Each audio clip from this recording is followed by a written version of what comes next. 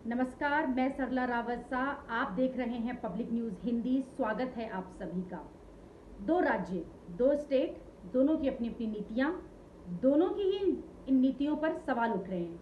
कौन से हैं वो दो स्टेट्स, क्या है उनकी नीतियां जिन पर उनकी ही विपक्षी पार्टी निशाना साध रही है। बात कर रहे हैं दिल्ली और गुजरात की। दिल्ली में जहां आम आदमी पार्टी की सरकार है, वहीं गुजरात में भारतीय जनता पार्टी की सरकार है। गुजरात एक ड्राई स्टेट्स है, वहीं दिल्ली में धड़ल्ले से शराब बिक रही है।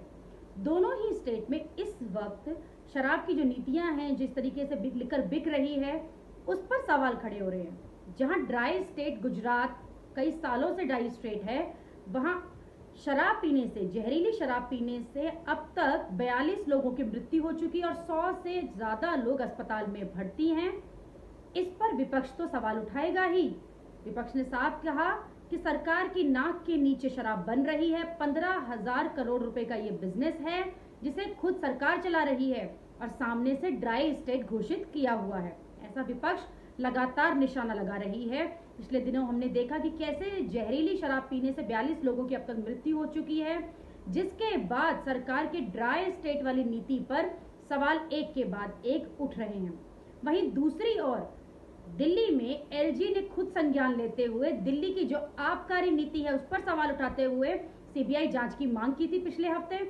अब लग रहा है उस जांच का कुछ असर दिखाई दे रहा है, क्योंकि एक बार फिर से जो टेंडर दिए गए हैं उन सभी टेंडर्स पे रोक लगा दी गई है।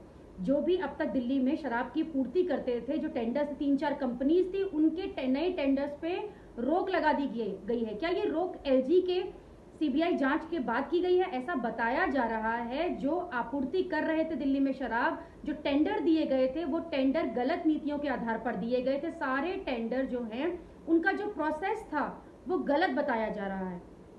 एक बार फिर से टेंडर दिए जाएंगे और उसके बाद ही दिल्ली में शराब की आपूर्ति होगी। साथ ही अगर बात की जाए तो ये भी बताया जा रहा है कि हो सकता है कि जो दुकानों की संख्या है दिल्ली में, शराब की जो दुकानें हैं उनकी संख्या घटकर 400 कर दी जाए। सवाल बार बार आम आदमी पार्टी की आबकारी नीति, शराब नीति पर उठ रहे थे कि दिल्ली में एक के बाद इतने जो शराब की जो दुकानें हैं वो क्यों खुल रही है। लिकर शॉप्स एक के बाद एक, हर किलोमीटर पर लिकर शॉप्स थी, वो क्यों खुल रही हैं। इस पर खुद आम आदमी पार्टी के मुख्यमंत्री अरविंद केजरीवाल ने कहा था, जानबूझकर भारतीय जनता पार्टी, केंद्र सरकार आबकारी नीति और इसके तहत उन्हें फंसाना चाहती है, इसलिए इस तरह के इल्जाम लग रहे हैं। जो टेंडर दिए गए थे आबकारी विभाग के द्वारा लिकर के लिए, वो बिल्कुल सही प्रोसेस से दिए गए थे और नीति के अनुसार दिए गए हैं। देखना होगा कि दोनों जगह आगे क्या होता है।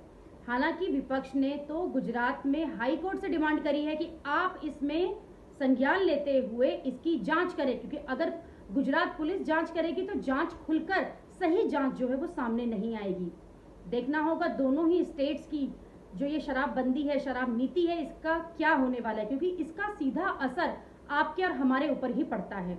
हमारी भी इस पर नजर बनी रहेगी। आप भी देखते